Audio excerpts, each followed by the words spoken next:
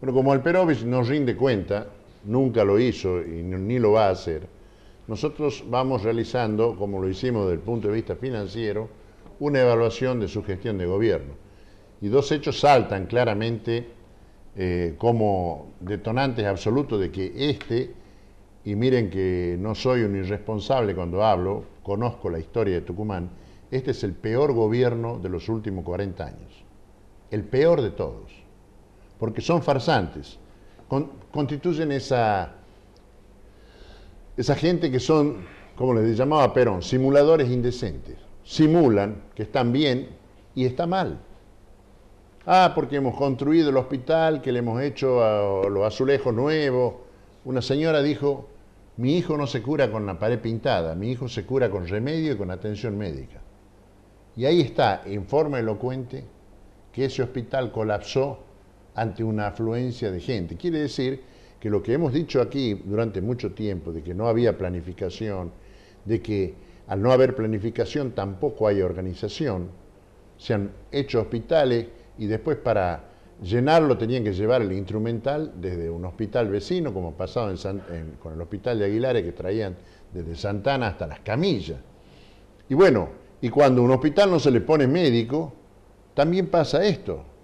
Porque un chico que va con fiebre, un médico lo puede atender en la vereda, no necesita atenderlo en una gran oficina, en un gran consultorio. Ahí lo puede revisar. Yo no soy médico, soy economista, pero he criado 3 hijos y cuando tenía fiebre los llevaba al médico para que me diga qué tenía. 2 de ellos, uno lo operaron de vesícula, porque la fiebre y el dolor era de la vesícula, y si no lo atendía, eso se convertía en una pancreatitis y podía morirse. El otro era apendicitis, se podía haber convertido también en una peritonitis, una infección generalizada y también podía morirse. Entonces, imagina qué importancia tiene que un chico con fiebre lo vea el médico. Así lo vea 10 veces por año. Entonces, el Estado debe garantizar esto. Bueno, había en ese lugar, en el hospital de niños, padres, madres con chicos que tenían alrededor de 7 horas u 8 horas esperando con una temperatura de 39 grados. Las autoridades del hospital, ¿qué han respondido? Qué bueno que un virus que anda dando vuelta y que está produciendo esta... Y si no fuera un virus, y si viene algún chico con una neumonía, se murió y le vamos a echar la culpa al virus. Para hablar de eso, hemos invitado al doctor Alfredo Nemetschek. Doctor, ¿cómo le va? Querido Renzo, buenas noches. Muy buenas noches para vos y para toda tu querida audiencia. Muy agradecido porque me invites y porque te sigas ocupando, o la política, mejor dicho, como es lo que representa, se siga ocupando de los problemas cotidianos de la sociedad. Muchas veces la agenda del político no coincide con la agenda o los problemas del pueblo. Y en este sentido, cada vez que me has invitado es para tocar o preocuparnos por los problemas cotidianos de la sociedad. Y en segundo lugar, bueno, mi homenaje también de la vereda de enfrente a a aquellos peronistas que han hecho de su vida una actitud de coherencia con su pensamiento, felicitarlos por lo que significa el 17 de octubre y que sea también una convocatoria a recuperar las ideas, a recuperar las doctrinas, porque me quedo con aquella política, ¿no?, en donde se debatían ideas y en donde no todo tenía precio, donde había valores superiores a los precios que hoy se le pretenden fijar a los políticos de turno. Bueno, muchas gracias, Alfredo. ¿Y cuál es tu opinión sobre esto de que colapse un instituto como el Hospital de Niños Jesús? Mira, Renzo, hay 2 temas fundamentales, o 2 razones fundamentales. La primera de ellas es que Tucumán no ha mejorado su situación social absolutamente para nada. Los indicadores de pobreza y de indigencia son aún peores que en el año 2003. Recordemos que en Tucumán tenemos el triste privilegio de que hemos tenido el primer INDEC gran mentiroso que tuvimos en el país. En Tucumán se le ganó a Moreno cuando el actual ministro de Salud inventó o tergiversó las cifras de mortalidad infantil, haciendo aparecer como fallecidos a chicos que habían nacido sanos.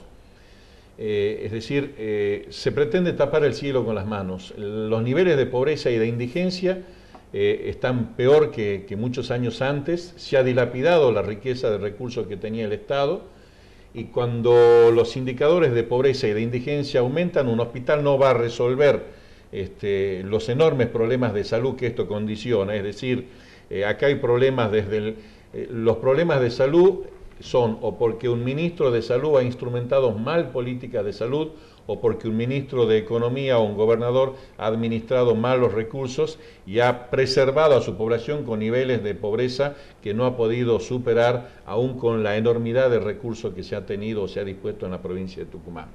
Por un lado esto. Y por el otro lado, porque no hubo, como vos decías en un comienzo, una planificación de salud, y en donde el hospital de niños, la maternidad, el hospital Padilla y el hospital Centro de Salud son los grandes desaguaderos de los problemas de salud que no son resueltos en aquellos rincones de la provincia en donde hay hospitales de menor complejidad o centros de atención primaria que no disponen, a pesar de la riqueza que se presume, ni de insumos, ni de recursos humanos capacitados que puedan resolver los problemas de salud de la población. Si una enorme cantidad de mamás concurren al hospital de niños, es seguramente porque ellas saben que en el centro de atención primaria de su barrio no encuentran la resolución, que en el hospital de Aguilares o de Concepción o de Monteros o de Trancas tampoco encuentran su solución, entonces van en su aflicción a aquel lugar en donde creen que van a encontrar una mayor resolución a sus problemas, y se encuentran con un sistema de salud que absolutamente está colapsado. Primero, porque aumentan las cifras de morbilidad, las cifras de enfermedad. Si yo tengo igual o mayor cantidad de niños desnutridos, tengo aquellos niños que no tienen un sistema inmunológico como para defenderse de cualquier virus, de cualquier bacteria o de cualquier hongo que se encuentre en el ambiente.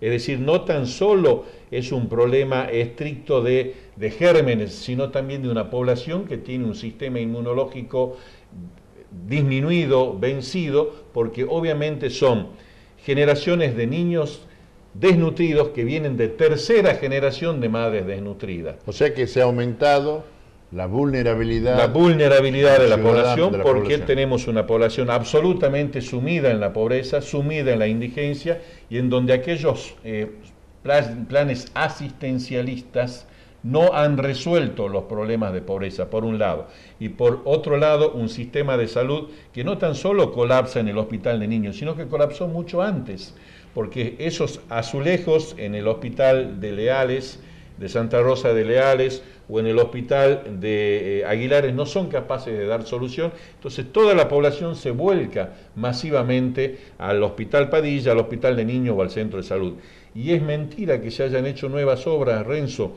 La gran obra que se vende como una obra de infraestructura en el Hospital Centro de Salud ha sido pintar las viejas columnas del Hospital Centro de Salud que se inauguró en la época del doctor Celestino Gelsi en los años 60. Pasaron 50 años sin una obra de infraestructura en salud que realmente tenga capacidad de resolución de los problemas de salud.